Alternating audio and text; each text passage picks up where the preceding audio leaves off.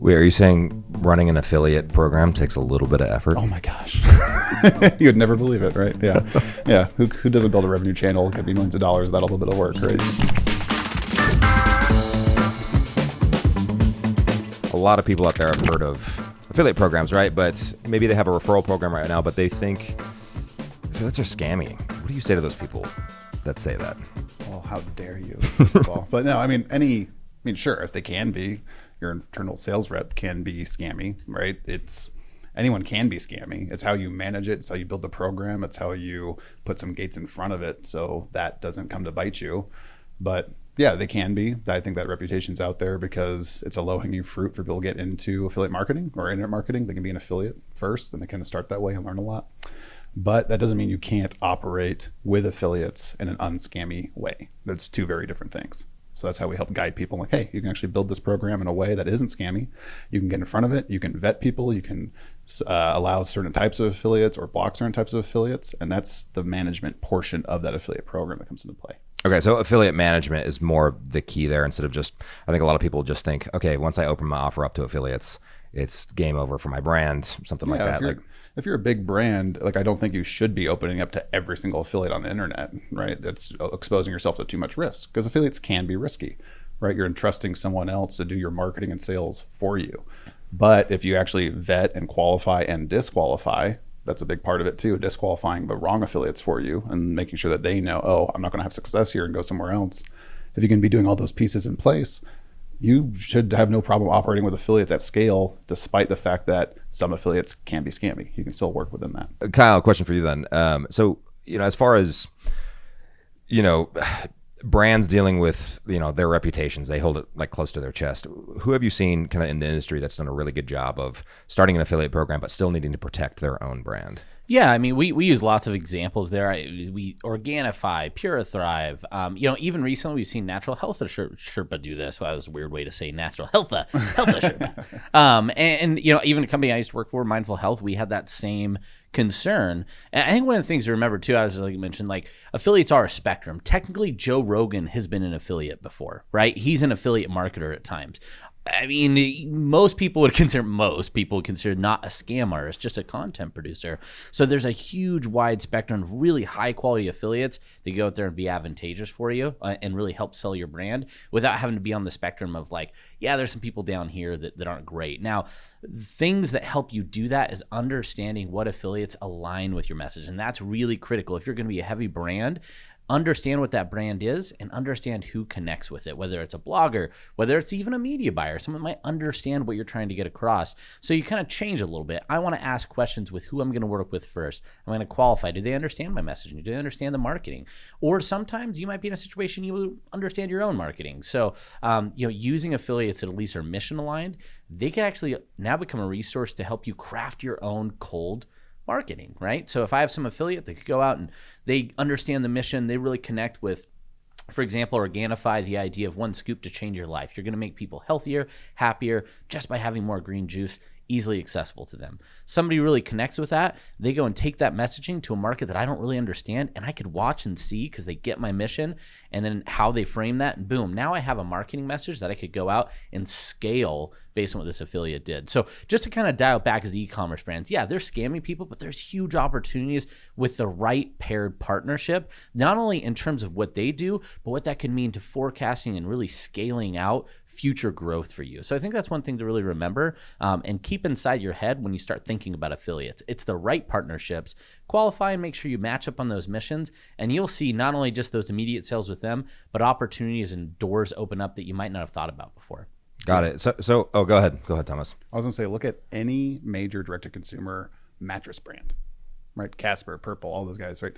They're all operating with affiliates at mass scale. If you do any kind of direct ship to you mattress brand Google search, it's all affiliate articles out there, and they're all doing influencer marketing, which are all just a version of affiliate marketing and performance marketing.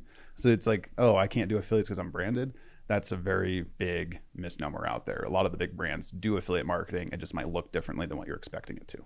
Got it. So they're not as front facing, kind of like seen on some of the affiliate networks, but they're still doing a version of affiliate marketing with some of these outreach. Oh, 100%. Yeah. Yeah, and I would even say, you could look at a Rakuten, at Share a Sale. You could see huge brands that are on those websites using affiliates. Now, once again, they actually make people apply to be able to promote the product. You could do the same. Don't feel like you have to throw, some janky CPA network and throw your offer up there and then be surprised that something went wrong. If that's important to you and that's important to your business, be the person that sets that standard, qualify it, but also produce something that people want to sell too, right? So as long as you're not like, here's my crappy product that doesn't convert, and I'd like you to apply to do so, that could be a challenge. But it's a very effective strategy for so many different reasons, and even the biggest brands out there are utilizing it. So I don't think you should tell yourself that it's not right for you. If it's right for Casper and Coke and Nike, I think they might be doing something right, and so it's good to kind of follow suit. Why would I use like an affiliate program or affiliates versus an agency? Like what's the benefit of going towards affiliates versus hiring an agency to do pretty much all your advertising for you? I could answer that pretty fast. It comes down to scale. At the end of the day, if I'm buying media, I could buy at a break even or even a loss, and it's going to be okay for me if I'm acquiring. So in an agency, what I'm doing with an agency, they are incentivized to spend, not to make margin, right? So for certain companies and certain situations, that makes a lot more sense. First, if I have, we'll use Facebook as an example, a Facebook media buyer, they are only going to spend to where they have enough margin to keep their business alive, meaning there's always a margin for more spend to occur every single time with an affiliate like that. So an agency model is going to shrink up that margin. I would tell you, though, that means that you need to have that traffic source really dialed in. If you really understand it, you're built for it, an agency can be a great way because you're going to just scale and get more scale than you otherwise with affiliates. Some people aren't comfortable with that risk. Or the other thing is what happens when that's going and then Facebook changes. And all of a sudden, you were getting great ROI, and now your CPMs went through the roof and your conversions went down to the toilet, and you're just hemorrhaging money. And on top of that, paying like a 5 to 10% fee to your agency on all that spend. So you just made a bad situation way, way worse. And it might be hard to pivot your business versus affiliates. They'll either dump your offer, or they might be better at pivoting faster than sometimes you'll see with agencies of those things. So it it scales the biggest difference there. And I would say you don't want agencies for everything. You want to know the traffic source you're hiring an agency for enough to know if they're doing a good or bad job. Yeah. I just want to go back to the how are people accommodating rising ad costs. Another big pillar of that is making sure their customer lifetime value is actually, they know it and they can track it and it's growing, because a lot of brands don't have an accurate number of their customer lifetime value at all. So then it's a guessing game on what they can actually spend to acquire the customer. And if you actually do the analytics and figure out what your LTV is, you might be surprised and go, oh, we can actually pay 20% more than we thought we could to acquire this customer before we're negative. So that can just increase your ability to keep playing on Facebook if that's the best channel for you.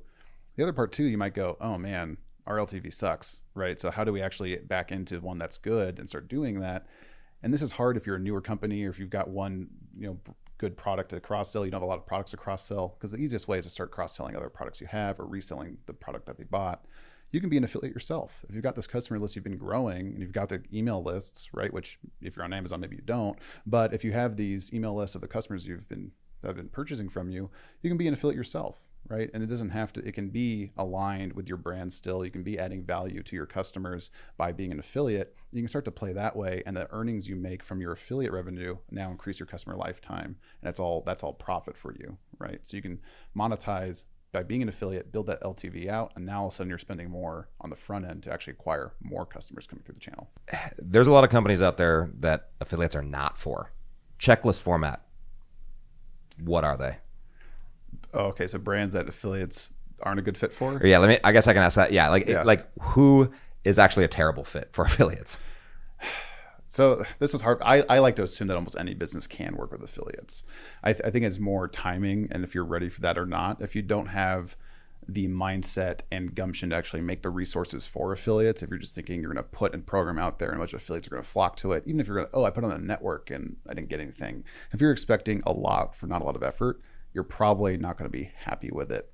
I think there's some big B2B type companies where affiliates, right, probably don't make sense. But at that point, referrals probably make great sense, and other types of that type of marketing, performance marketing. And so it's, to me, it's okay. It's not affiliate marketing because you're not going crazy one to many, but you're working on a very lucrative referral program for your channel partners.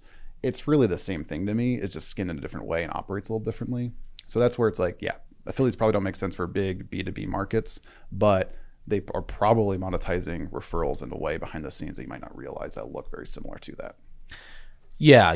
Because, I mean, I would imagine if you're buying Salesforce, or I actually used to work for a company that sold investment and financial reporting software for large Fortune 500 companies. I don't know what affiliate that would ever work for, right? Like, and the sales cycle takes months and months and months and months. So if you have something where you have a sales cycle, it takes a really long time, really, really high price point, business to business, it's probably not going to be great. But on the flip side, if it's like towards small business owners and you have thought leaders that are talking about, say, real estate investing or how to be a better plumber, right? Like, those are a bunch of small businesses. There's probably thought leaders that people are watching to and talking to, or there's newsletters. Those are ideal affiliates. So it's not to say that can't exist. And like you said, Thomas, for big ones, referral. The other one I would say that it might not work out for you would be if you don't have the things we just talked about. You don't have a back end. You don't even know what your back end numbers are. You have a small, low ticket item that's low margin that you're pushing out of a volume play. Kind of a good example is as seen on TV products. They're very low margin. They need high volume and economies of scale to make any money. So what are they going to be able to offer an affiliate? Nothing really. There's not much there for them to really be incentivized to go out and promote. So something like that, if that's your business, you're probably going to be on more of a CPM based media strategy than a CPA based, media and acquisition strategy. So I'd tell you, if you're leaning more towards pure CPM, you just are throwing money and hoping to get awareness, so you can get mass volume, probably not a great strategy for you. But I also tell you, like, you're doing different stuff anyway, and you probably have to have deep pockets to even make that work to begin with. And I feel too for like the newer entrepreneur out there or the newer company out there. It's like, okay, we've built this product, we've built this offer. Now I just need affiliates to test. It's kind of like, it's a long road to hoe, right? Because affiliates want to promote a proven offer.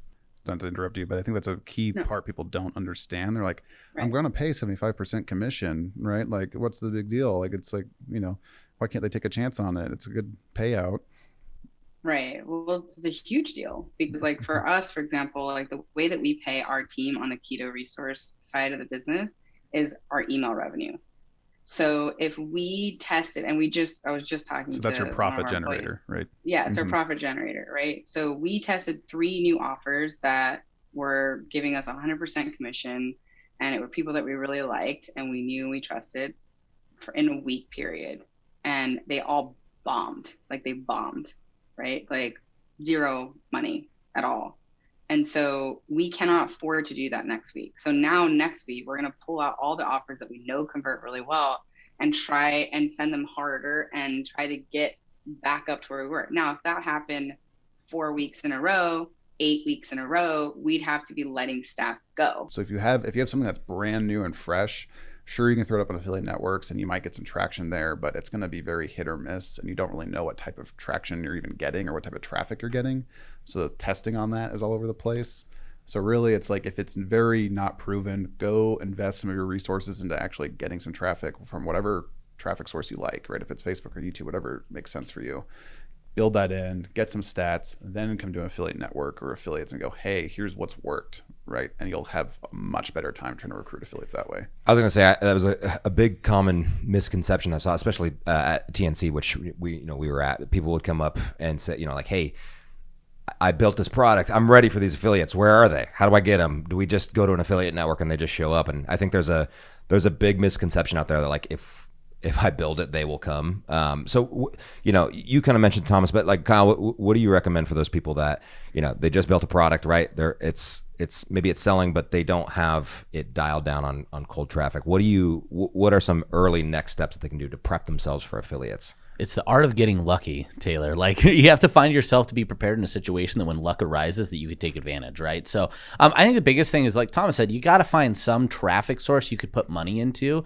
If you can't even get that, like, literally go down and just try and sell to people on the street if you have to. Whatever you need to do, you need to get people to buy it. You need human eyes on it before, because I think one of the biggest things these entrepreneurs and business owners do is they fall in love with their product more than anybody else did, which is okay until you need to sell it, right? And you think that your marketing message, the way that you're going to sell is absolutely 100% perfect. Break that right away. From there, if you don't know how to do a traffic source, you don't know any of these ones, that's where you need to find somebody that does. Go start partnering with somebody that has that type of traffic experience so they could kind of control your own testing. So whether it's a local groups in your community, whether it's friends that you start putting flyers out on Facebook, somebody that you feel like you could trust and that will be able to help you get there is probably going to be the next best thing for you. Because Thomas is right. You're in a really tough situation if you're reliant on affiliates for traffic, you have no test traffic prior, you have no experience, and boy, you better hope that first test goes well, because if it doesn't, you're probably not going to get that many more. And even from to be transparent, Thomas and I, we'll do that occasionally. We'll look at an offer and think, all right, it seems right. I'm going to try this. We'll see. But boy, if it just bombs, it's really tough for us to want to keep trying to push that out there, because ultimately everyone has a relationship that they're held accountable for. And if we send a bunch of bad offers to affiliates that trust and know us, they're going to stop trusting and knowing us, right? So I think it's just, I was chatting with Amber on a podcast we were doing with her, and it was like, right, people get confused. They're like, well, I'm offering 75% commission. It should be no problem for them to test it, right? It's all the risk is on, right? They might just not make any money, so there's no risk there. I'm just going to pay them a lot. But the reality is that if you're working with affiliates, they're making their income with the traffic and the earnings they're sending to, right? So if they send to your offer and it doesn't convert, they haven't lost anything with a big traffic spend or something like that, but they've lost out on revenue they would have had. And that is what's floating their business. So it is risky for them to send to an unproven offer, even though it's no risk. I'm paying. They have potential to make a lot. Potentials only matters if it's proven, and that's why they want to see that there's some of your sweat and blood into it with your media spend. Go, okay, yep, this is proven enough for me to take a risk on, and even if it doesn't bump, then it's like, okay, well, this doesn't work for my traffic. We'll move on to the next thing. Versus, brand new, never been seen before. That's going to be unless you're a big player in the space that's actually put out winners before, then they're much more likely to jump on it. Yeah. Or even if you have a background, right? We've seen some people that come from the industry, they didn't have an offer, they have one. You might be able to get away with that, but again, you're really putting yourself in a tough position. So there's nothing better than having your own traffic source. And that could be, it doesn't have to be Facebook. It doesn't have to be YouTube or Google.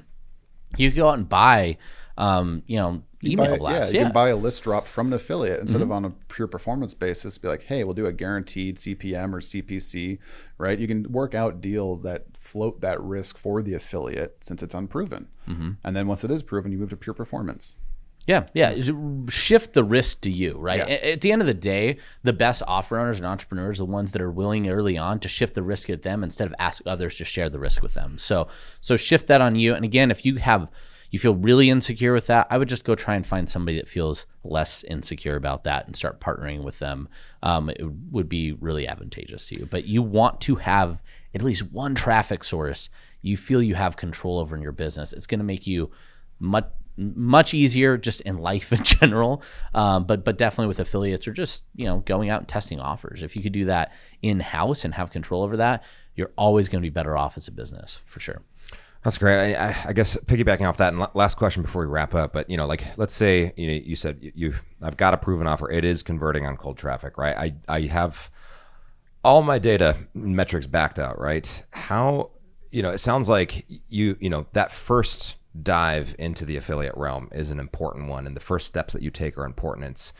I think a lot of entrepreneurs can be hesitant in taking that dive, right? Because there is risk involved. I mean, it's a lot of people for them it's time, right? So okay, yeah, I know I have to invest a lot of time into this affiliate channel, but how do I know it's going to work out? What do you say to those business owners that are like, okay, I want to try it, but if it doesn't back out right away, I'm going to bail? How do you combat that? That's all around the expectation setting, right? If your expectations are, we're going to put it on any network, right? And it's just going to get to whatever run rate you need it to be in month one. I go back to when I used to work in organic SEO. It's listen, this isn't a short-term flash in the pan play. We're trying to build a revenue channel for you that could be 30 to 40% of your customer acquisition. Like, how long is that going to take in reality? Yeah, if it's 1 month, awesome, right? We knocked it out of the park. But in reality, it's going to be 6+ months of kind of working, testing, refining, because like how I mentioned before, the marketing message you have might not be the best fit for affiliates. So that's going to take some testing, some back and forth, things coming back to the table, have a copywriter to actually give affiliates assets. It's going to be figuring out what isn't quite working and refining it. And that just takes time and reps. But the reality is, if you have a good top funnel strategy and you have the right type of product fit and the margins to play in it, there's no reason why you can't build that type of volume in. Just the timeline is a big unknown vertical, because you are working with essentially these affiliates that are 1099 contractors at the end of the day, right? They're not super tied to your company. They're not W2 employees you have total control over. So it's learning to work with those types of people and trying to build the right assets to get more of those right types of people, which it's not messy. It's just a new skill that a lot of companies don't have. And building that out could take X months, right, to figure out. Yeah. I mean, I would say the same thing. It's really expectations, right? The source of all disappointment is just bad expectations on the front end. So if you're getting frustrated with the traffic source, there's a good chance you didn't set clear expectations. One of the big things we often seen too is somebody feels like they have really good success on paid media. Well, come to find out, that's because they have a super niche product and they could target the perfect audience. It might be like, hey, I'm into Southwestern goat herders. We have this whole thing with little sweaters. We put on these goats for Southwestern goat herders, and we crush it on Facebook at $500 a day in spend. I was like, that's fantastic, but how many affiliates is that really going to resonate with? We have a very small pool, meaning that if you're expecting to get $1 million a month in acquisition off affiliates, that's not a good expectation for you. You need to reframe that. So I think it's just important first to know what's your reasonable expectation of what revenue you're going to gain. Like, is it reasonable? And if you're not sure if it is, again, talk to people. Like, put it out there. If you're putting an expectation, you have no familiarity in affiliates, please go talk to somebody that does and just ask the question, is this a reasonable expectation? I'm sure that's a lot of what we do in our initial conversations with business owners is like, okay, what are you expecting? And it's, yes, that's reasonable, or that is a very unreasonable expectation. I think we need to change and reframe that. And a lot of those expectations going in when they're set properly, one, you end up adjusting less because you start pointing in the right direction in the first place. And then two, when you need to adjust, it was already built into the plan. So you're going to have resources allocated. You're going to be able to know, okay, we need to shift this. Maybe too, sometimes a big one that we run into is the way the marketing is crafted is so dissimilar and not at all what is working on our platform. So it's like, all right, we got to shift all of this. I was just talking to the client yesterday. They have a very content-based strategy, but products that work really well to our platform. But man, their marketing is a complete mismatch to what our affiliates would be used to. So we're now talking about, all right, what does this page need to look like? Here's some examples of how you could reconstruct it. And then it's, all right, we need to now extend the timeline of expectation for when this is going to start working, because we now have an unproven marketing funnel that we'll then have to test after we build it before we even get to talking about affiliates. So you could see how that changes quite a bit. And I would just tell people, it's just like Thomas always says, it's a new traffic channel. Go into that traffic channel the same way you would. It's not like affiliates are some magical different thing. You need to understand, are your expectations in line? Are they appropriate? And then if that's the case, what happens when this goes wrong? How are we going to pivot? What standpoint are we going to say that this is too much fail and it's just not right for us, right? Or we're not doing it right. We don't have the right, whatever, right? But it's just so much front work in that could eliminate the fear. And so you jump in not with ignorance, but intelligence. And so you could pivot, expect the right things, know what you're going into, and it doesn't have to be a scary process. In fact, it could simplify the process quite a bit with proper expectation setting from the get-go. Yeah. And what I love about that is that it sounds like a ton. It's like, wow, that sounds like way too much. But what I find is that when someone is actually crafting these resources and new marketing funnels and new assets for affiliates, is that they have all these assets now that can roll across out all their other marketing channels. They've made these niche landing pages for this influencer or something, right? Now they have this type of page they can use for their own channel with that new niche. And you see this, and they probably have even better converting landing pages now, because they had to build these better converting landing pages for a colder audience that wasn't used to their organic or their warm content plays. And they start rolling that out, which converts better to those warm traffic channels or to their own paid media. And it really lifts all their marketing efforts and their customer acquisition across all their channels as they start kind of playing with this. Because you get this whole fun split testing thing happening with an army of affiliates, quote unquote, doing all this stuff and your own internal team arming them, you can just roll that out across and start split testing that in other places, and you'll see surprising lifts.